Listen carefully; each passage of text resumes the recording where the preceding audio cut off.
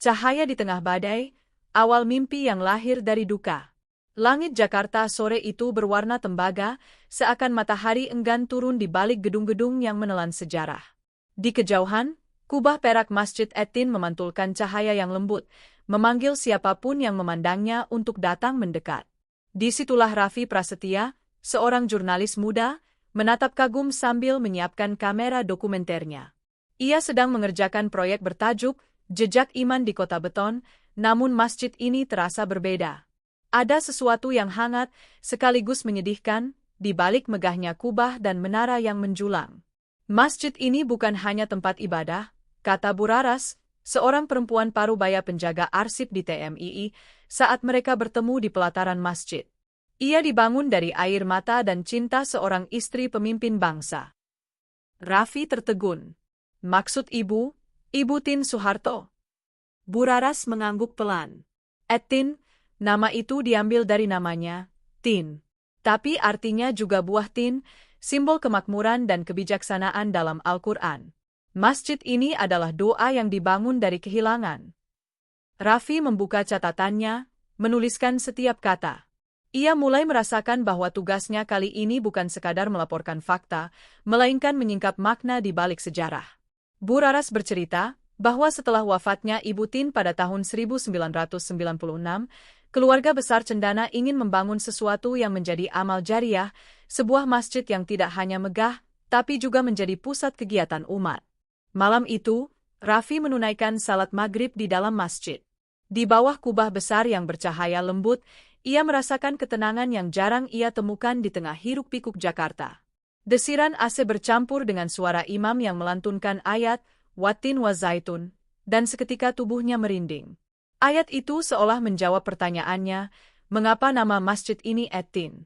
Ia menatap dinding-dinding tinggi dengan ornamen marmer, kaligrafi emas, dan langit-langit bertatahkan ukiran. Di setiap sudut, terasa bahwa tangan-tangan yang membangunnya bukan hanya tukang, tapi orang-orang yang menganggap pekerjaan mereka sebagai ibadah. Setelah salat, Raffi keluar ke halaman. Lampu taman menyala lembut, memantulkan siluet menara di kolam. Ia menyalakan rekaman suara. Mungkin disinilah awal kisahnya, sebuah duka yang berubah menjadi cahaya. Masjid ini berdiri bukan karena kekuasaan, tapi karena cinta yang ingin terus hidup. Saat ia berbicara, dari arah Serambi muncul Pak Hidayat, imam masjid yang sudah berusia senja. Suaranya berat namun menenangkan. Anak muda, kau mencari sejarah, tapi ingatlah, sejarah bukan hanya tentang apa yang tertulis. Kadang, ia bersembunyi dalam doa yang tak terdengar. Raffi tersenyum. Mungkin saya datang ke tempat yang tepat untuk mendengarnya. Dan malam itu, di bawah kubah Masjid Etin yang berkilau bagai bulan, langkah Raffi dimulai, perjalanan menelusuri kisah cinta, iman, dan kehilangan yang melahirkan salah satu masjid paling megah di Jakarta. Jejak di tanah Taman Mini, dari sebidang lahan menjadi janji. Pagi di Taman Mini Indonesia Indah selalu memiliki aroma nostalgia. Udara lembab bercampur wangi rumput basah dan suara burung di antara pepohonan yang tertata rapi. Di tengah hamparan itu, berdiri Masjid Etin dengan keagungan yang seakan menyatu dengan langit Jakarta Timur. Raffi Prasetya menatapnya lagi, kali ini dengan rasa ingin tahu yang lebih dalam. Ia telah kembali ke lokasi sejak subuh, membawa kamera dan buku catatan lusuh, ditemani Bu Raras yang setia menemaninya menelusuri masa lalu. Dulu, sebelum masjid ini berdiri, kata Bu Raras sambil berjalan perlahan di sepanjang koridor luar masjid yang luas, tanah ini hanyalah bagian kecil dari kompleks Taman Mini. Sebidang tanah yang dulu dijadikan lahan terbuka untuk acara kenegaraan. Raffi menoleh, menatap hamparan halaman yang kini ditanami bunga kamboja putih. Dan setelah wafatnya Ibu Tin, tempat ini dipilih sebagai lokasi masjid peringatan, ya. Bukan hanya peringatan, jawab Bu Raras, menatap jauh ke arah kubah. Ini adalah janji. Janji keluarga dan bangsa untuk terus menjaga nilai-nilai yang dulu Ibu Tin perjuangkan. Mereka berhenti di sisi utara masjid, di mana dinding marmernya memantulkan sinar mentari pagi. Di sana terdapat prasasti kecil bertuliskan tahun pembangunan, 1997-1999. 2 tahun yang mengguncang negeri, ketika krisis moneter menghantam Indonesia dan kekuasaan lama mulai goyah. Namun di tengah badai itu, masjid ini tetap dibangun, seolah menjadi lambang keteguhan iman di tengah masa sulit. Raffi merekam setiap sudut dengan kameranya. Dalam bayangan lensa, ia melihat lebih dari sekadar bangunan. Ia melihat perjalanan bangsa yang sedang mencari pijakan. Bayangkan, gumamnya, ketika banyak bangunan pemerintah terhenti karena krisis, proyek ini justru terus berjalan. Bu Raras mengangguk. Karena bagi mereka, masjid ini bukan proyek biasa. Ini adalah amal. Didirikan bukan dengan tujuan politik, tapi sebagai penghormatan terakhir untuk sosok yang selalu ingin menanam nilai Islam dalam kemajuan bangsa. Sore hari, mereka menuju ke dalam ruang arsip TMI, tempat ribuan dokumen lama disimpan. Bau kertas tua bercampur debu nostalgia mengisi udara. Bu Raras menarik satu map tebal bertuliskan Proyek Masjid At-Tin 1997. Lihat ini, ujarnya sambil membuka halaman pertama. Di dalamnya ada foto-foto awal pembangunan, tanah kosong, pekerja dengan helm proyek, dan gambar desain kubah raksasa yang kemudian menjadi ikon masjid itu. Raffi membalik halaman demi halaman, matanya tertumbuk pada satu catatan tangan berjudul Tanah yang Didoakan. Ia membacanya pelan. Sebelum batu pertama diletakkan, para ulama diundang untuk memanjatkan doa. Mereka berkeliling di tanah ini, menabur air Zam-Zam dan membaca surah Al-Fatihah. Mereka berkata, semoga tanah ini menjadi saksi amal dan ketulusan. Raffi terdiam lama. Ada getar di dadanya. Dalam imajinasinya, ia melihat puluhan orang bersarung, berdiri dalam lingkaran di atas tanah merah, di bawah langit senja Jakarta. Doa mengalun di antara suara jangkrik. Tanah itu kini telah menjadi tempat ribuan manusia bersujud setiap hari. Tanah yang didoakan, bisiknya. Bukan sekadar pondasi beton, tapi pondasi ruh. Sore menjelang, mereka keluar dari ruang arsip. Di pelataran masjid, suara anak-anak mengaji menggema dari pengeras suara. Raffi menatap mereka dengan senyum. Bu, saya rasa saya mulai mengerti kenapa masjid ini terasa berbeda. Karena setiap jengkalnya dibangun dengan rasa kehilangan yang berubah jadi harapan, jawab Bu Raras pelan. Langit mulai berubah warna, jingga beradu dengan ungu di balik menara.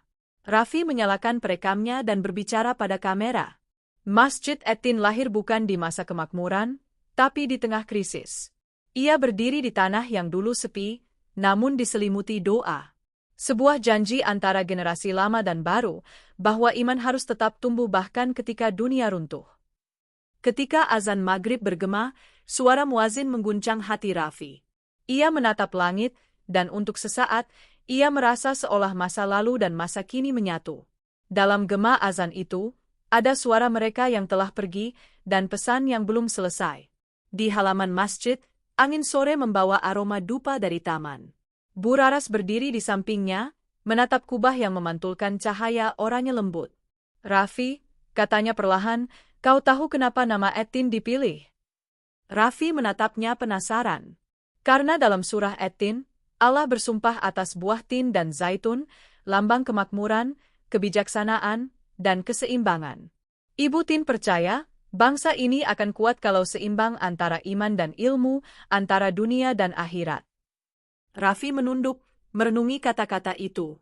Mungkin itulah janji yang dimaksud, janji untuk menumbuhkan keseimbangan di tengah guncangan. Ketika malam turun, cahaya dari menara masjid perlahan menyala, menembus gelap Jakarta. Di sana, di bawah sinar lembut kubah perak, Raffi menulis kalimat terakhir di buku catatannya malam itu. Tanah ini pernah menjadi janji, dan kini menjadi cahaya. Masjid At-Tin bukan hanya bangunan. Ia adalah doa yang menjelma menjadi arsitektur.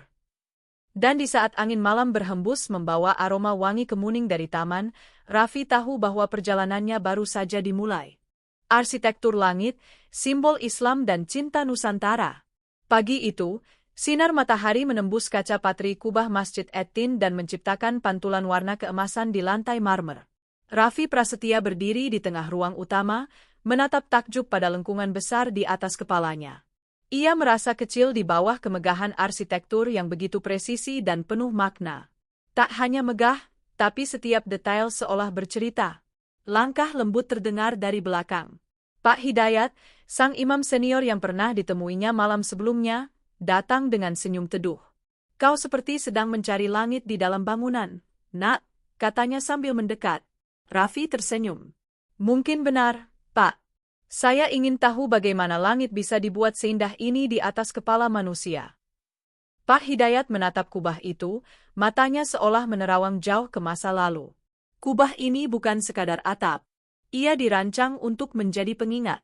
Di dalamnya ada gema yang membawa suara doa sampai ke seluruh penjuru masjid. Dengarlah. Raffi menutup matanya. Suara desiran lembut, gema nafas jamaah, dan bayangan ayat suci yang dibaca imam terdengar memantul dari lengkungan besar di atas mereka. Setiap gema terasa seperti napas kehidupan. Arsitek yang merancang masjid ini, lanjut Pak Hidayat, ingin membuat setiap orang yang masuk merasa seperti sedang berdiri di bawah langit terbuka, di hadapan Allah. Itu sebabnya kubahnya dibuat sangat tinggi dan melingkar sempurna. Supaya hati manusia tunduk tanpa paksaan. Raffi membuka catatannya. Ia mulai menggambar sketsa kasar kubah dan pilar-pilar besar di sekitarnya. Setiap kolom dihiasi ornamen berbentuk sulur tumbuhan, mengingatkan pada motif batik klasik Jawa.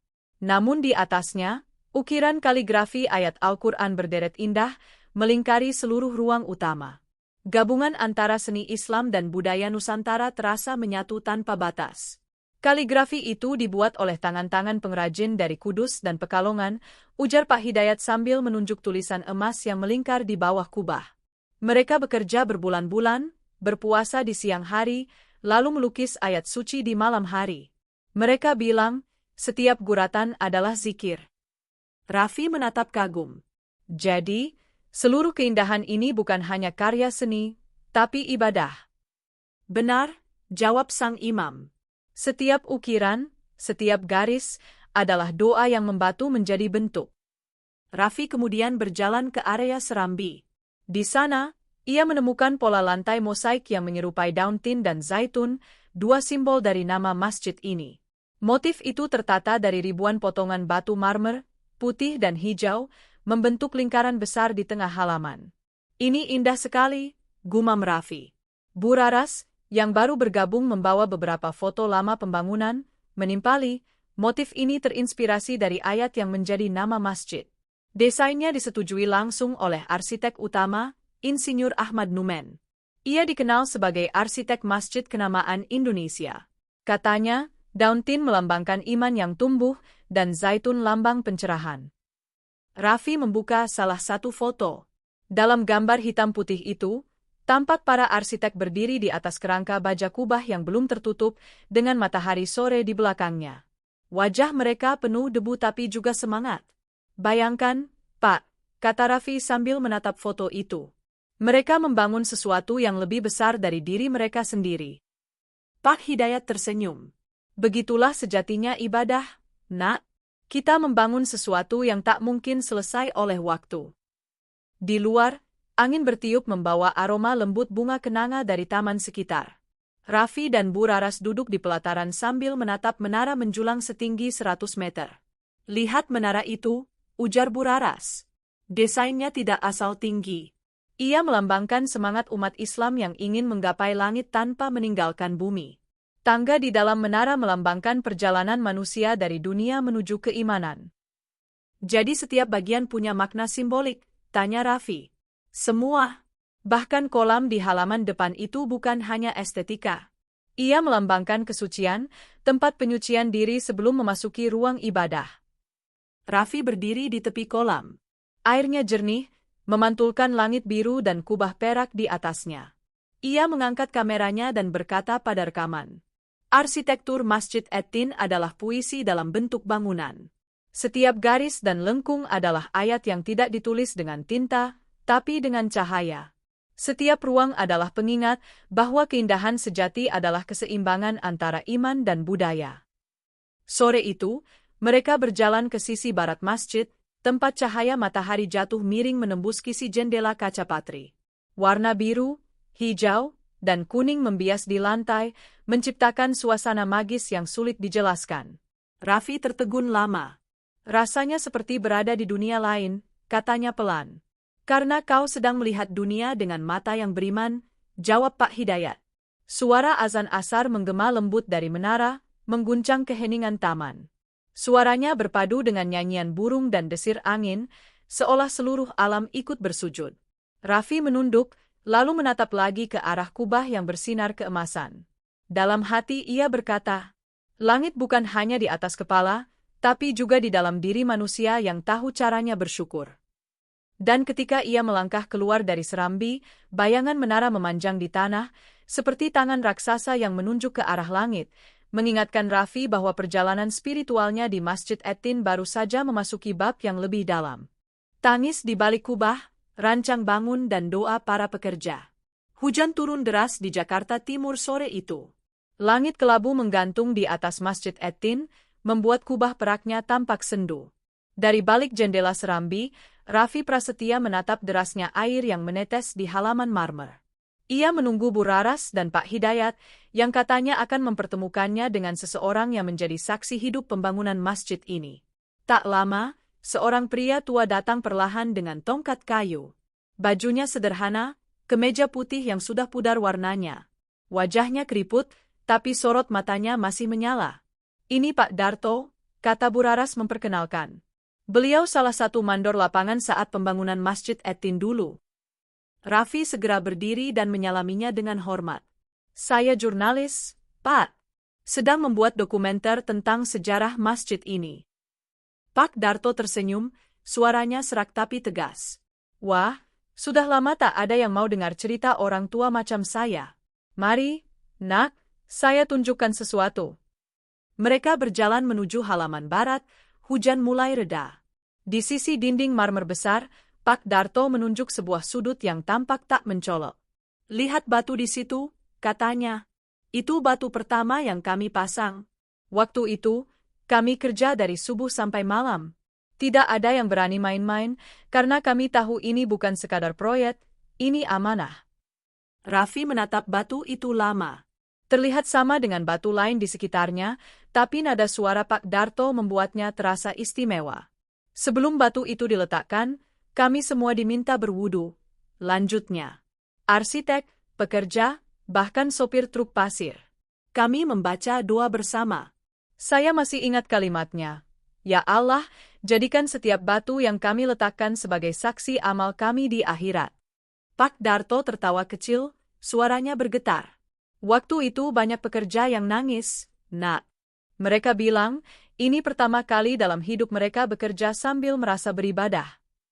Raffi menunduk. Ia merasakan sesuatu yang hangat menjalar di dadanya.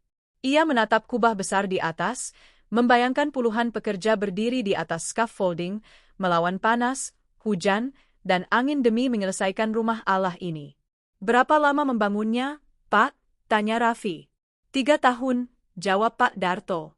Mulai dari 1997 sampai 1999. Masa itu berat, nak. Indonesia sedang goyah. Banyak bahan bangunan susah didapat. Tapi entah bagaimana, setiap kali kami kehabisan, selalu ada jalan. Seolah-olah Tuhan menjaga proyek ini. Bu Raras mengangguk. Saya ingat, waktu krisis moneter melanda, sebagian dana pembangunan terhenti. Tapi para pekerja tetap datang setiap hari. Mereka bilang, mereka tidak akan berhenti sampai masjid ini berdiri. Pak Darto tersenyum bangga. Ada yang dibayar seadanya, ada yang tidak dibayar sama sekali, tapi tak seorang pun mengeluh. Kami semua punya satu keyakinan, masjid ini harus selesai sebelum Idul Fitri 1999. Dan selesai? Tanya Raffi. Ya, jawabnya sambil menatap langit. Tepat seminggu sebelum Lebaran. Kami semua menangis waktu azan pertama berkumandang dari menara. Tangis itu bukan karena lelah, tapi karena kami merasa seolah Allah menyaksikan jerih payah kami. Raffi mengeluarkan perekam suara dan menyalakannya. Boleh saya rekam cerita Bapak? Tentu, kata Pak Darto tersenyum. Asal kau janji, ceritakan dengan benar. Jangan hanya tentang kemegahannya, tapi juga tentang keringat dan doa yang menegakkan setiap pilar. Mereka duduk di anak tangga serambi. Hujan sudah berhenti, udara terasa sejuk. Raffi menatap langit yang perlahan memutih. Apa yang paling Bapak ingat dari masa itu? Pak Darto memejamkan mata sebentar, lalu menjawab pelan, suara palu dan doa bersahut-sahutan di udara. Setiap kali seorang pekerja naik ke atas kubah, dia pasti membaca basmalah. Ada yang jatuh sakit, ada yang hampir terpeleset, tapi anehnya tak satu pun celaka. Kami percaya, Allah menjaga rumahnya sendiri. Bu Rara selalu menunjukkan foto tua dari arsip TMI. Sekelompok pekerja sedang berdiri di atas rangka baja kubah, tangan mereka menggenggam palu, wajah mereka basah oleh peluh. Di bawah foto itu tertulis, Para Pembangun Langit, 1998. Raffi menatapnya dengan mata berkaca-kaca. Para Pembangun Langit, ia mengulang pelan. Indah sekali. Pak Darto tersenyum. Mereka semua orang sederhana, tapi hati mereka besar. Ada tukang batu dari Tegal, pengelas dari Cirebon, dan tukang marmer dari Aceh. Kami semua berbeda daerah, tapi disatukan oleh satu niat, membangun tempat di mana doa tak pernah berhenti. Sore mulai turun perlahan. Langit di atas kubah berubah oranye keemasan. Suara azan asar menggema lembut dari menara. Raffi berdiri, menatap ke langit sambil menyalakan kamera. Dalam hatinya, ia merasakan sesuatu yang belum pernah ia rasakan sebelumnya, rasa kagum yang bercampur haru. Ia berbicara ke arah kamera, suaranya lembut tapi penuh makna. Masjid At-Tin bukan hanya dibangun dengan semen dan besi, tapi dengan air mata dan doa. Setiap batu di sini menyimpan kisah orang-orang yang mencintai Tuhan lewat pekerjaan mereka. Mereka tidak meninggalkan nama di prasasti, tapi doa mereka akan terus hidup di setiap gema azan. Ketika Pak Hidayat menghampiri dan mengajak mereka salat, Raffi mengikuti dengan langkah pelan. Saat berdiri dalam saf, ia menatap kubah besar di atas kepala. Suara imam mengalun merdu, dan gema ayat-ayat suci memantul lembut ke seluruh ruangan. Raffi menutup mata, dan untuk pertama kalinya, ia merasa benar-benar mengerti makna dari kata iman yang dibangun. Malam itu, saat lampu-lampu menara menyala, Raffi menulis di buku catatannya. Di balik kemegahan Masjid At-Tin, ada tangan-tangan yang bergetar karena lelah, tapi tak berhenti karena cinta. Mereka tidak dikenal dunia, tapi dikenal oleh langit. Dan di antara kilau cahaya menara, seolah gema doa para pekerja masa lalu masih terdengar, berbisik lembut di telinga Raffi, menyertai langkahnya menuju kisah berikutnya. Nada dari mimbar, suara pertama di hari peresmian. Pagi itu, 26 November 1999, udara di Jakarta Timur bergetar oleh gema takbir. Langit biru membentang jernih, seolah menyambut hari yang dinanti ribuan orang. Di halaman Masjid At-Tin, ribuan jamaah berkumpul. Laki-laki, perempuan, anak-anak, pejabat, rakyat biasa, semua datang dengan pakaian terbaik mereka. Di antara lautan manusia itu, berdirilah Pak Darto, sang mantan mandor yang kini hanya seorang penonton bangga. Di sisi lain, Bu Raras berdiri di dekat pintu timur, sibuk membantu panitia, sementara Raffi Prasetya, jurnalis muda yang sedang menelusuri kisah ini di masa kini, menatap lewat layar dokumentasi arsip, rekaman peresmian yang kini ia tonton di ruang arsip TMI. Suara dari rekaman itu serak oleh usia, tapi tetap menggema kuat. Bismillahirrahmanirrahim. Dengan ini, Masjid At-Tin resmi digunakan untuk umat Islam seluruh Indonesia. Raffi menekan tombol jeda. Gambar berhenti pada wajah seorang imam tua yang berdiri di mimbar, sementara di belakangnya tampak dinding megah berkaligrafi emas. Ia menarik napas panjang. Inilah momen yang menghidupkan segalanya, pikirnya. Ia ingin membayangkan kembali bagaimana rasanya berada di sana, di hari pertama kubah itu bergema oleh ayat suci. Bayangan itu muncul perlahan di benaknya. Ia seolah melihat ribuan orang bersujud dalam satu gerakan serempak. Suara azan pertama mengguncang udara, merdu, panjang, seakan menggema sampai ke langit. Orang-orang menangis. Beberapa memeluk satu sama lain, beberapa hanya terdiam, memejamkan mata, membiarkan air mata jatuh tanpa kata. Di sisi mimbar, Pak Darto berdiri di barisan paling belakang, mengenakan baju koko lusuhnya. Ia menatap kubah besar di atas kepala dengan mata berkaca-kaca. "Kami berhasil, Bu," bisiknya pelan kepada Bu Raras yang berdiri di dekatnya. Bu Raras mengangguk, Suaranya bergetar. Masjid ini akhirnya hidup. Di atas mimbar, sang imam membacakan khutbah pertama. Suaranya berat namun lembut, penuh haru. Masjid ini berdiri bukan karena harta, tapi karena doa. Ia bukan milik siapapun, melainkan milik Allah, tempat seluruh umat bersujud bersama tanpa memandang darjat. Kata-kata itu menggema di seluruh ruangan. Setiap gema terasa menembus hati, seolah menjawab seluruh kerja keras, air mata, dan pengorbanan yang tak terhitung. 26 tahun kemudian, di masa kini, Raffi menatap layar laptopnya yang menampilkan rekaman tersebut. Ia duduk di ruang arsip, ditemani oleh Bu Raras yang kini menatap sunyi. Saya masih ingat hari itu, katanya. Saya berdiri di barisan perempuan. Semua orang menangis. Rasanya seperti langit terbuka. Raffi menatapnya. Dan sejak hari itu, masjid ini langsung menjadi pusat kegiatan. Ya. Benar, jawab Bu Raras. Setiap pekan penuh dengan pengajian, kajian, bahkan kegiatan sosial. Banyak yatim piatu dibantu dari sini. Tapi yang paling indah, setiap malam Jumat, jamaah dari berbagai daerah datang membaca Yasin bersama. Suaranya, nak, seperti ombak, lembut tapi tak pernah berhenti. Raffi menatap kubah besar melalui jendela arsip. Mungkin suara itu masih bergema sampai sekarang, Bu, katanya pelan. Bu Raras tersenyum tipis. Iya, nak. Suara itu tak pernah padam. Sore menjelang, Raffi melangkah masuk ke ruang utama masjid. Ia duduk bersila di karpet hijau, tepat di bawah mimbar kayu ukiran Jepara yang berdiri gagah. Ia menatap ukiran kaligrafi yang melingkari bagian atas mimbar, Faskuruni askurkum. Ingatlah aku, niscaya aku akan mengingatmu. Tiba-tiba, suara langkah kaki terdengar dari belakang.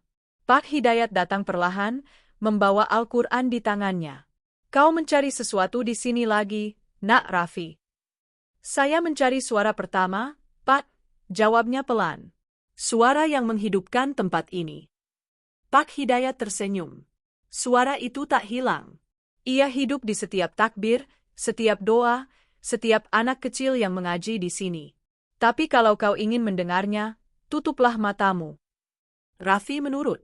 Ia menutup matanya, dan dalam sekejap, ia seolah mendengar kembali gema masa lalu. Suara imam, suara jamaah, tangis haru, takbir yang membuncah dari dada manusia yang lepas dari duka. Ia mendengar suara itu, bukan dari luar, tapi dari dalam dirinya sendiri. Suara pertama, bisiknya, ternyata bukan dari mimbar, tapi dari hati. Pak Hidayat menatapnya dengan mata berkaca-kaca. Begitulah, nak. Masjid ini bukan hanya dibangun untuk dipandang, tapi untuk didengar, bukan dengan telinga, tapi dengan jiwa. Raffi membuka matanya. Ia memandang ke arah kubah, cahaya senja memantul lembut di marmer dan kaca patri. Dalam keheningan itu, terdengar azan maghrib berkumandang, sama indahnya seperti 26 tahun silam. Orang-orang berduyun-duyun masuk, saf-saf rapi mulai terbentuk. Ia menyalakan perekam suara dan berkata, hari ini, aku mendengar kembali gema yang sama dari tahun 1999. Suara yang lahir dari duka, tumbuh menjadi doa, dan kini hidup sebagai warisan iman. Masjid At-Tin tidak pernah berhenti berbicara, hanya saja, kita perlu diam sejenak untuk mendengarnya. Saat takbir berkumandang, Raffi berdiri dan ikut dalam saf. Angin sore membawa aroma hujan dari luar, sementara di bawah kubah megah itu, suara para jamaah berpadu dalam satu nada.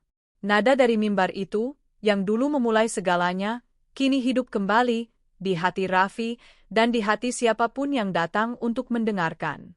Dan ketika malam turun, menara Masjid At-Tin kembali bersinar ke langit Jakarta, seolah mengulang pesan yang sama sejak hari pertama, bahwa doa, sekali diucapkan, tak akan pernah padam. Bayangan di halaman timur, Raffi dan jejak masa lalu. Malam di Masjid At-Tin selalu tenang, tapi malam itu ada sesuatu yang berbeda. Angin berhembus pelan dari arah timur, membawa aroma hujan dan bunga Kamboja yang gugur di pelataran. Raffi Prasetya duduk di tangga Serambi Timur dengan laptop di pangkuan, meninjau rekaman hasil dokumentasinya hari itu. Gambar demi gambar berganti, kubah berkilau, jamaah yang bersujud, wajah-wajah damai. Namun tiba-tiba, pada salah satu rekaman udara yang ia ambil sore tadi, tampak bayangan samar di antara pilar-pilar, sosok seseorang berdiri diam, menatap ke arah kamera, lalu menghilang. Raffi mengerutkan dahi. Ia mundurkan video beberapa detik, memperhatikan lebih seksama. Bayangan itu tampak berpakaian putih, berdiri di tempat di mana dulu batu pertama diletakkan, tempat yang pernah diceritakan Pak Darto sebagai tanah yang didoakan. Mustahil, gumamnya pelan. Ia memutar ulang sekali lagi, namun sosok itu lenyap, seperti tidak pernah ada. Raffi menatap layar yang kini hanya memperlihatkan cahaya lampu halaman yang temaram. Angin bertiup sedikit lebih kencang, membuat daun-daun Kamboja berjatuhan di atas marmer basah. Masih bekerja, nak? Suara Pak Hidayat tiba-tiba terdengar dari arah belakang. Lelaki tua itu berdiri di bawah pilar, sorot matanya lembut tapi dalam. Raffi terkejut, buru-buru menutup laptop. Ah, iya, Pak. Hanya meninjau hasil rekaman. Dini hari begini. Pak Hidayat tersenyum kecil. Masjid ini memang sering memanggil orang yang hatinya belum tenang. Raffi terdiam. Ia menatap halaman timur yang sunyi. Di sana, lampu taman berkelip pelan, bayangannya bergerak di antara pepohonan. Pak, apakah masjid ini pernah mengalami hal-hal yang aneh? Pak Hidayat menghela napas pelan. Aneh? Tidak juga. Tapi ada hal-hal yang tidak bisa dijelaskan dengan logika. Kau tahu, nak, tempat yang dibangun dengan doa akan menyimpan gema dari doa itu sendiri. Kadang, ia menjelma menjadi bayangan, kadang menjadi bisikan, kadang hanya rasa di dada. Raffi terdiam, merasakan bulu kuduknya berdiri. Siapapun yang membangun masjid ini dengan niat suci, ruh amalnya akan tetap tinggal di sini, lanjut sang imam. Mungkin itu yang kau lihat. Mereka berdua duduk di anak tangga serambi. Angin malam mengelus wajah, dan suara lembut murotal dari pengeras kecil di dalam masjid terdengar bagai bisikan yang menenangkan. Tapi di antara ketenangan itu, Raffi merasa ada sesuatu yang mengintai dari balik pepohonan taman, bukan ancaman, melainkan semacam kehadiran yang ingin menyampaikan sesuatu. Pak Hidayat, kata Raffi pelan, saya ingin tahu lebih dalam tentang masa pembangunan. Tentang orang-orang yang dulu bekerja di sini. Saya merasa seperti ada sesuatu yang belum selesai.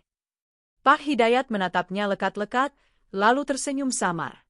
Kalau begitu, kau harus ke ruang bawah masjid. Tak banyak yang tahu tempat itu. Di sana, ada ruangan penyimpanan batu fondasi lama. Mungkin di sanalah kau akan menemukan jawabannya. Keesokan malamnya, setelah salat Isya, Raffi kembali. Ia membawa kamera kecil dan senter, menuruni tangga sempit di sisi utara. Bau lembab dan tanah tua menyambutnya. Dinding beton di sekitarnya terasa dingin, dan hanya ada satu lampu pijar redup di langit-langit. Ruangan itu tak besar, hanya sekitar 3 x 4 meter. Di dalamnya tersimpan beberapa batu tua, papan kayu bertuliskan, batu pondasi pertama, 1997, dan beberapa alat kerja yang sudah berkarat. Raffi menyalakan senter, menyorot sekeliling. Di salah satu sudut, ia melihat tumpukan map lusuh. Ia membuka satu. Di dalamnya, terselip beberapa foto tua, para pekerja di atas kubah, wajah-wajah penuh debu tapi tersenyum. Namun di antara foto-foto itu, ada satu kertas berbeda, kusam, terlipat dua, dan ditulis tangan dengan tinta yang hampir pudar. Di bagian atasnya tertulis, untuk siapapun yang membaca surat ini di masa depan. Raffi menelan ludah. Ia membuka perlahan, membaca tulisan yang samar tapi masih terbaca. Kami membangun masjid ini bukan untuk dilihat, tapi untuk didengar. Kami percaya, setiap doa yang diucapkan di sini akan mengalir sampai ke anak cucu. Jika suatu hari nanti kau membaca ini, ketahuilah, masjid ini bukan sekadar batu dan besi. Ia hidup dari doa yang tak berhenti. Jangan biarkan doa itu padam. Tinta terakhir di surat itu sedikit luntur, mungkin terkena air mata penulisnya. Raffi menggenggam surat itu erat. Ada sesuatu yang bergetar di dalam dirinya. Ia merasa seolah sedang berbicara dengan masa lalu, dengan para pembangun yang dulu menanamkan niat mereka di sini. Tiba-tiba, lampu di ruangan bawah itu berkedip, sekali, dua kali, lalu padam. Gelap menyelimuti seluruh ruangan. Suara angin samar terdengar, padahal ruangan itu tertutup rapat. Dan di tengah kegelapan itu, Raffi mendengar sesuatu, bukan suara langkah, bukan gemerisik, tapi lantunan lembut ayat Wattin wa Zaitun. Suara itu mengalun pelan, seolah datang dari dinding. Raffi terpaku, napasnya tertahan. Ia tahu suara itu bukan dari pengeras masjid, terlalu dalam, terlalu tua. Suara itu seperti datang dari waktu yang berbeda.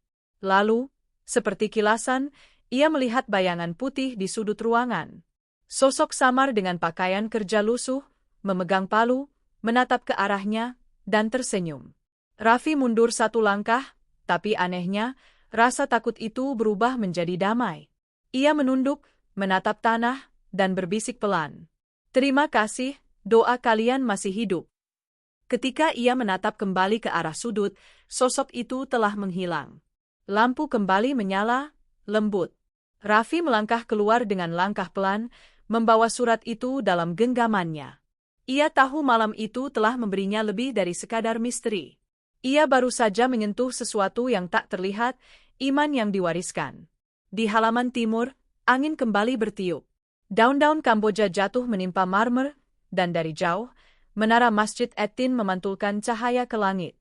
Raffi menatapnya lama, lalu menulis di catatannya malam itu. "Aku telah melihat bayangan yang bukan dari masa kini. Mereka bukan hantu, tapi doa yang belum berhenti menggaung. Masjid ini hidup karena cinta mereka masih tinggal di dalamnya." Dan di kejauhan, suara lembut ayat suci kembali menggema dari pengeras, Wattin wa Zaitun, seakan menjadi jawaban bagi semua yang telah ia temukan malam itu. Saksi di bawah kubah, surat tersisa dari masa silam. Pagi menembus Jakarta dengan cahaya lembut, namun hati Raffi Prasetya masih diselimuti bayangan malam sebelumnya. Ia belum bisa melupakan suara ayat yang menggema dari ruang bawah tanah, suara yang tidak berasal dari pengeras masjid, melainkan dari masa silam. Di tangannya, ia masih menggenggam surat tua yang ia temukan di antara debu dan batu fondasi. Kertas itu telah ia simpan dalam plastik bening, namun setiap kali ia menatap tulisan tangan itu, seolah terdengar lagi gema, Wattin wa Zaitun, bergetar lembut di telinganya. Pagi itu ia duduk di pelataran timur masjid bersama Buraras, yang menatap surat itu dengan mata bergetar. "Saya pernah melihat tulisan seperti ini," katanya pelan. Raffi menatapnya tajam. "Maksud ibu?" "Waktu saya masih muda, saat pembangunan masjid ini baru dimulai. Salah satu arsitek, seorang lelaki yang sangat religius, selalu datang paling pagi, suka menulis catatan doa di kertas kecil dan menyimpannya di sela batu pondasi. Namanya Arif Rahman, asisten langsung Insinyur Ahmad Numan." Raffi mengerutkan kening. "Jadi surat ini mungkin milik beliau?" "Mungkin. Tapi Arif meninggal sebelum proyek selesai," kata Buraras lirih. "Ia jatuh sakit berat pada tahun 1998, saat masjid ini belum rampung. Tapi sebelum wafat, ia sempat berkata kepada kami, suatu hari nanti, doa ini akan ditemukan oleh orang yang tulus mencarinya." Raffi terdiam lama. Angin pagi berhembus pelan di antara pepohonan Kamboja. Ia menatap surat itu lagi, lalu menatap kubah besar di atas kepala. "Mungkin, saya memang datang ke sini bukan hanya untuk menulis sejarah, tapi untuk menemukan sesuatu yang lebih." Siang itu, Raffi memutuskan untuk menelusuri arsip lama di ruang dokumentasi TMI. Bersama Buraras, ia membuka berkas berdebu bertuliskan, Tim Arsitektur Masjid Attin, 1997. Di dalamnya, terdapat foto hitam putih seorang lelaki muda berkacamata, tersenyum di tengah para pekerja. Di balik foto itu, tertulis dengan tinta biru, Arif Rahman, asisten arsitek. Bangunan hanya akan abadi bila diisi doa. Raffi menatap foto itu lama. Ia merasa seperti mengenal wajah itu, meski tak pernah bertemu. Ada keteduhan di senyum pria itu, seolah dari sana mengalir ketulusan yang melintasi waktu. "Bu," katanya lirih, "saya ingin mencari makamnya." Buraras mengangguk. "Beliau dimakamkan di TPU Pondok Rangan." "Tapi, kenapa kau ingin mencarinya?" "Karena saya ingin menyampaikan terima kasih," jawab Raffi, menatap surat di tangannya. dan mungkin menepati janji yang ia tinggalkan. Sore menjelang ketika Raffi tiba di pemakaman itu. Langit berwarna keemasan, angin lembut menggoyang ilalang di antara nisan. Ia berjalan perlahan, membaca nama demi nama hingga menemukan batu kecil bertuliskan Arif Rahman, 1992-1998, arsitek, pembangun Masjid Ettin. Raffi berjongkok, meletakkan surat itu di atas batu nisan. Ia membaca pelan isi surat yang dulu ditulis tangan Arif. Jika suatu hari nanti kau membaca ini, ketahuilah, masjid ini bukan sekadar batu dan besi. Ia hidup dari doa yang tak berhenti. Suara hatinya bergetar. Ia menunduk lama, lalu berbisik, "Saya menemukannya, Pak. Dan saya akan menjaganya agar doa itu tetap hidup." Tiba-tiba, hembusan angin datang dari arah barat. Daun-daun kering beterbangan, seolah ada sesuatu yang menjawab bisikan Raffi. Dalam keheningan itu, ia mendengar suara azan asar dari kejauhan. Suaranya samar, tapi merdu, sama seperti gema yang pernah ia dengar di ruang bawah tanah. Malamnya, Raffi kembali ke Masjid Ettin. Ia duduk di tengah ruang utama, di bawah kubah yang megah. Suasana hening, hanya beberapa jamaah yang masih berzikir. Di hadapannya, Pak Hidayat datang membawa Al-Quran. "Kau tampak berbeda, Nak. Matamu lebih tenang," katanya lembut. Raffi tersenyum kecil. "Saya sudah tahu siapa yang menulis surat itu, Pak. Dan kau sudah tahu maknanya?" Raffi menatap kubah di atas. "Ya, bahwa doa tidak mati. Ia hanya menunggu untuk ditemukan lagi." Pak Hidayat mengangguk. "Masjid ini memang dibangun dari doa yang ditanamkan ke dalam batu, dan setiap kali seseorang datang dengan hati yang tulus, doa itu akan berbicara kembali." Raffi menatapnya, lalu bertanya, "Pak, apakah Bapak pernah mengenal Arif Rahman?" Senyum tua itu mengembang. "Ia murid saya. Ia yang menuliskan kaligrafi di mimbar itu." Sebelum wafat, ia berkata ingin menjadi saksi bagi setiap doa yang dilantunkan di masjid ini. Karena itu, ia menulis surat dan menaruhnya di fondasi, supaya setiap generasi tahu bahwa masjid ini punya jiwa. Raffi tertegun. "Saksi di bawah kubah," gumamnya. "Benar," jawab sang imam. "Dan kini, kau telah menjadi bagian dari kesaksiannya." Mereka berdua terdiam lama, mendengarkan gema pelan doa malam dari jamaah yang tersisa. Di atas mereka, kubah memantulkan cahaya lembut keemasan, seperti menyelimuti seluruh ruangan dengan ketenangan. Raffi menutup matanya, merasakan kedamaian yang belum pernah ia rasakan sebelumnya. Ia mengambil perekam suaranya, berbicara dengan nada pelan namun mantap. "Aku menemukan surat dari masa lalu, ditulis oleh seseorang yang membangun masjid ini dengan cinta. Ia menulis bahwa doa akan terus hidup, bahkan ketika jasad telah tiada. Kini aku tahu, masjid ini bukan hanya bangunan megah, tapi saksi abadi dari cinta manusia kepada Tuhannya." Suara Raffi menggema pelan di ruang besar itu, berpadu dengan desiran angin malam. Ia menatap ke atas, ke arah puncak kubah yang bersinar seperti langit terbuka, lalu berbisik lirih, "Terima kasih, Arif Rahman. Doamu tidak hilang." Ia berdiam di setiap gema, di setiap takbir, di setiap hati yang datang ke sini. Dan malam itu, ketika Raffi melangkah keluar ke halaman masjid, ia menatap menara yang menjulang ke langit. Dalam cahaya bulan, ia seolah melihat siluet seorang pria berdiri di puncak menara, tersenyum tenang, lalu perlahan menghilang bersama angin. Raffi menunduk, tersenyum. Ia tahu, saksi di bawah kubah kini telah tenang. Tapi doa yang ditinggalkannya akan terus bergaung selamanya.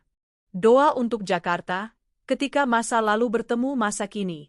Fajar menyingsing perlahan di atas langit Jakarta Timur. Dari pelataran luas Masjid Ettin, cahaya oranye memantul lembut di atas kubah perak yang megah.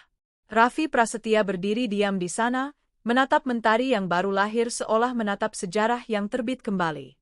Setelah perjalanan panjangnya menelusuri kisah sang arsitek muda Arif Rahman, hatinya kini terasa lebih ringan, tapi juga penuh tanggung jawab. Ia tahu, kisah ini belum selesai. Masjid Ettin bukan sekadar peninggalan masa lalu, ia adalah napas yang terus menghidupkan Jakarta, kota yang tak pernah tidur, kota yang berjuang antara iman dan ambisi. Dan di sanalah Raffi merasa terpanggil untuk menjadikan kisah masjid ini sebagai cermin bagi zaman yang semakin kehilangan arah. Hari itu, halaman Masjid Etin ramai. Anak-anak berlari di bawah rindangnya pohon Kamboja, para ibu duduk di bawah payung besar sambil menunggu acara pengajian pagi, dan di kejauhan, suara adzan duha melengking lembut, menembus bising lalu lintas di luar pagar. Raffi membawa kameranya, tapi kali ini ia tidak lagi melihat bangunan megah itu sebagai objek dokumentasi. Ia melihatnya sebagai makhluk yang hidup, bernapas melalui setiap jamaah yang datang. Mas Raffi, suara Alia, jurnalis muda dari stasiun televisi lokal, memanggilnya. Ia datang bersama tim kecilnya untuk meliput proyek dokumenter yang Raffi gagas, Doa untuk Jakarta. Wah, kau benar-benar serius mengangkat kisah ini, ya? Raffi tersenyum. Kalau bukan kita yang mengingatkan kota ini tentang makna doa, siapa lagi? Mereka duduk di pelataran timur. Dari sana, kamera Alia merekam panorama Kubah dan menara. Raffi mulai berbicara dengan nada lembut tapi tegas. Masjid Etin bukan sekadar monumen arsitektur. Ia adalah surat cinta dari masa lalu untuk Jakarta hari ini. Di sini, doa dan sejarah berpadu, menegaskan bahwa iman bukan hanya urusan pribadi, tapi juga urusan bangsa. Alia terdiam sesaat, menatap Raffi dengan tatapan kagum. Kalimatmu itu kuat sekali. Raffi tersenyum kecil. Aku hanya meneruskan pesan dari seseorang yang menulisnya dulu di atas batu. Sore itu, setelah proses syuting selesai, Raffi melangkah menuju taman belakang masjid. Di sana, pepohonan terembesi tua tumbuh rindang, memberikan keteduhan di tengah panas kota. Ia melihat sekelompok remaja sedang berlatih hadrah, suara rebana berpadu dengan tawa riang. Namun di sisi lain taman, ia juga melihat sesuatu yang kontras, gedung-gedung tinggi di kejauhan, simbol kemajuan yang kian merangsek ke arah kawasan ini. Dari sana, terlihat jelas betapa cepat dunia berubah dan bagaimana tempat-tempat spiritual seperti Masjid Etin berjuang mempertahankan kedamaiannya di tengah laju beton dan ambisi manusia. Raffi menghela napas panjang. Ia teringat pada surat Arif Rahman. Masjid ini bukan sekadar batu dan besi. Ia hidup dari doa yang tak berhenti. Kata-kata itu kembali menggema di dalam hatinya. Tiba-tiba, Pak Hidayat datang mendekat dengan langkah perlahan. Kau tampak gelisah lagi, Nak Raffi, katanya. Entah kenapa, Pak, jawab Raffi, saya merasa masjid ini sedang berbisik, seolah meminta sesuatu. Pak Hidayat tersenyum samar. Mungkin ia ingin didengarkan lagi. Dulu, Etin dibangun untuk menyatukan generasi, bukan hanya umat Islam, tapi semua manusia yang ingin mencari ketenangan. Tapi sekarang, kota terlalu sibuk untuk mendengar. Raffi menatap jauh ke arah jalan tol di depan. Mobil-mobil melintas cepat, bising, tanpa peduli pada gema adzan yang baru saja berkumandang. Jakarta sudah lupa bagaimana cara berdoa, gumamnya. Tidak, Nak, jawab Pak Hidayat. Jakarta hanya lupa bagaimana cara mendengarkan doa. Kata-kata itu menancap dalam hati Raffi. Ia tahu, pesan dokumenternya harus lebih dari sekadar sejarah. Ia harus menjadi pengingat. Malam harinya, halaman masjid tampak megah diterangi lampu. Raffi dan Alia menyiapkan perekaman terakhir, pengambilan gambar di bawah kubah utama. Dari mikrofon yang menempel di bajunya, suara Raffi mengalir lirih tapi berwibawa. Di tengah hiruk-pikuk kota yang tak pernah tidur, berdirilah sebuah masjid yang lahir dari cinta seorang ibu kepada bangsanya, dan dari doa seorang arsitek kepada Tuhannya.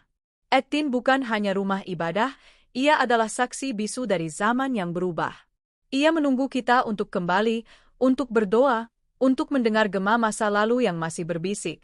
Jangan padamkan cahaya iman di tengah gemerlap dunia. Kamera menangkap pantulan cahaya kubah yang berkilau seperti permata di langit. Alia menatap layar dengan mata berkaca-kaca. Raffi, ini indah sekali. Raffi tersenyum kecil. Bukan aku yang membuatnya indah. Masjid ini hanya sedang berbicara lewat kita. Beberapa hari kemudian, dokumenter Doa untuk Jakarta tayang perdana di saluran televisi nasional. Di awal tayangan, tertulis kutipan Arif Rahman. Bangunan hanya akan abadi bila diisi doa. Dan di akhir video, muncul gambar Raffi berdiri di halaman Masjid Ettin dengan suara narasi. Kota ini tumbuh dari keringat dan ambisi, tapi hanya bisa bertahan karena doa. Dan doa itu hidup di sini, di bawah kubah Ettin. Video itu viral. Komentar demi komentar bermunculan, ada yang terharu, ada yang merasa tertampar, ada pula yang mengaku baru pertama kali memahami sejarah di balik masjid megah itu. Namun bagi Raffi, yang paling berarti bukanlah pujian. Yang membuatnya tergetar adalah malam setelah tayangan itu. Ketika ia kembali ke masjid sendirian, dan dari dalam ruang utama ia mendengar gema suara lembut. Watin wa zaitun. Ia tersenyum. Terima kasih, Arif, bisiknya. Kisahmu kini telah kembali hidup. Angin berhembus lembut, dan di atas sana, cahaya kubah berkilau seperti sedang mengamini. Jakarta mungkin tak pernah berhenti bergerak, tapi di bawah kubah Ettin, doa tetap berdiri tegak, menjaga jiwa kota dari sunyi yang terlalu modern. Dan Raffi tahu, selama masih ada yang mau mendengarkan, suara itu tidak akan pernah padam. Di bawah langit Ettin, ketika doa menjadi warisan. Malam terakhir bulan Rabiul Awal itu tiba dengan tenang. Langit Jakarta memantulkan warna biru tua, seolah menutup hari dengan selimut damai. Dari kejauhan, menara Masjid Ettin berdiri tegak, membelah cahaya lampu kota yang berpendar di udara lembab. Di halaman masjid, ribuan jamaah berkumpul untuk memperingati Maulid Nabi. Lantunan selawat bergema lembut, berpadu dengan suara angin yang melintasi kubah megah. Di antara keramaian itu, Raffi Prasetya berdiri di belakang kamera, menatap pemandangan yang begitu akrab, namun terasa baru. Ia sudah berbulan-bulan mendokumentasikan kisah masjid ini, dari pondasi yang berlumur sejarah hingga gema doa yang tak pernah padam. Tapi malam ini bukan sekadar liputan terakhir. Malam ini adalah penutup bagi perjalanan panjang yang telah mengubah hidupnya. Di sampingnya, Bu Raras menatap langit dengan mata yang berkaca-kaca. Dulu saya hanya tahu masjid ini dibangun untuk mengenang almarhumah Ibu Negara, katanya pelan. Tapi sekarang, saya tahu bahwa masjid ini juga dibangun untuk mengenang setiap manusia yang percaya pada kekuatan doa. Raffi menoleh padanya dan tersenyum. Dan doa itu masih hidup, Bu. Lihat semua orang ini. Mereka datang bukan hanya untuk mengenang Nabi, tapi juga untuk mengingat bahwa cinta bisa menyatukan bangsa. Acara berlangsung khidmat. Dalam cahaya temaram lilin dan lampu sorot, penceramah malam itu berbicara lembut tentang makna kasih sayang dan kesabaran. Setiap kata seolah menembus dada Raffi, mengalir bersama ingatannya pada sosok Arif Rahman, sang arsitek muda yang telah meninggalkan surat abadi di bawah fondasi masjid ini. Selesai acara, Raffi berjalan menyusuri koridor sisi barat, tempat yang dulu sunyi, kini ramai dengan anak-anak yang berlarian membawa balon. Di sana, aroma teh manis dan kue jahe bercampur dengan udara malam. Tapi yang paling memikat perhatiannya adalah sebuah sudut kecil di dekat pilar timur, di mana sekelompok mahasiswa sedang membaca tulisan yang dipajang dalam bingkai kaca. Tulisan itu adalah salinan surat Arif Rahman, yang kini telah disimpan sebagai bagian dari pameran sejarah Masjid Ettin. Kami membangun masjid ini bukan untuk dilihat, tapi untuk didengar. Doa akan mengalir sampai ke anak cucu, selama manusia masih tahu cara bersyukur. Raffi menatap tulisan itu lama, seolah menatap masa lalu yang kini bersuara kembali. Di samping tulisan itu, terpajang foto hitam putih Arif Rahman, mengenakan helm proyek, dengan senyum lembut yang sama seperti di foto yang dulu ia temukan di arsip TMII. Alia menghampirinya dari belakang, membawa mikrofon kecil. Raffi, kami ingin rekaman terakhir untuk dokumenter ini. 1 kalimat penutup. Dari hatimu. Raffi terdiam sejenak, menatap kubah di atas yang berkilau di bawah cahaya bulan. Ia menarik napas pelan, lalu berkata dengan suara tenang namun penuh makna. Masjid Ettin bukan sekadar bangunan. Ia adalah warisan dari cinta, dari doa, dari tangan-tangan yang percaya bahwa kebaikan tak akan hilang meski waktu berlalu. Di bawah kubah ini, masa lalu dan masa kini bertemu, dan selama masih ada manusia yang berdoa, masa depan akan tetap memiliki cahaya. Alia menatapnya dengan senyum lembut. Indah sekali, katanya pelan. Seperti penutup doa. Karena memang doalah yang menutup segalanya, jawab Raffi, tersenyum. Setelah semua kamera dimatikan dan keramaian mulai surut, Raffi melangkah sendirian ke serambi depan. Angin malam membawa suara takbir kecil dari jamaah yang masih berzikir. Ia menatap ke arah kubah, yang kini tampak seperti laut perak di langit gelap. Pak Hidayat, sang imam tua, datang menghampiri dengan langkah perlahan. "Sudah selesai, Nak?" Raffi mengangguk. "Iya, Pak. Tapi rasanya, saya tidak ingin pergi dari tempat ini."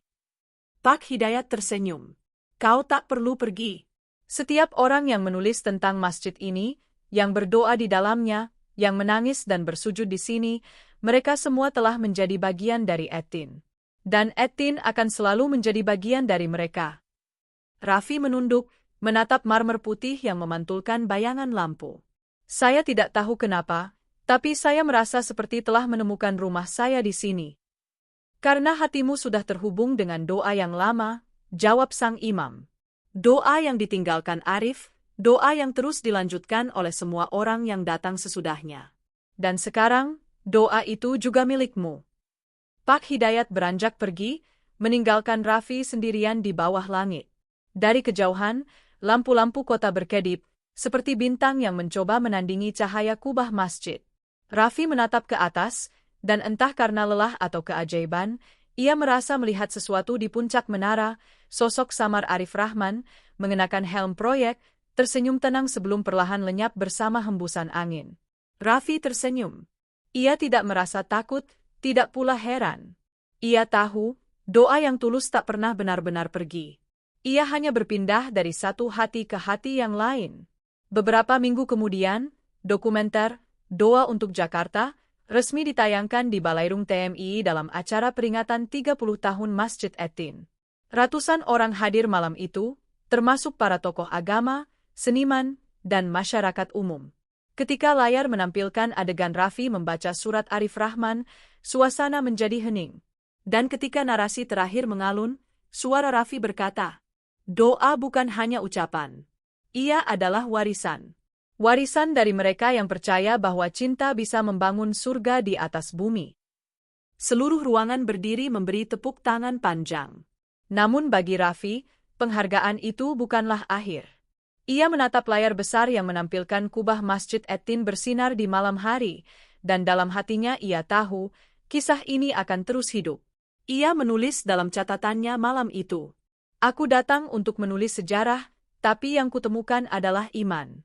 Aku mencari kisah masa lalu, tapi yang kutemukan adalah masa depan, karena selama manusia masih berdoa, sejarah tidak akan pernah berhenti." Dan di bawah langit Jakarta yang sibuk, Masjid Etin tetap berdiri megah. Kubahnya memantulkan cahaya bulan, menara-menara menjulang bagai penjaga abadi kota. Dari dalamnya, doa terus mengalir, dari lidah anak-anak, dari bisikan ibu-ibu, dari zikir para lansia, dan dari hati seorang jurnalis muda yang pernah mendengar gema masa lalu dan menuliskannya kembali agar dunia tak lupa. Di bawah kubah itu, Raffi Prasetya menutup buku catatannya, lalu berbisik pelan, "Selama ada yang berdoa, Etin akan terus hidup."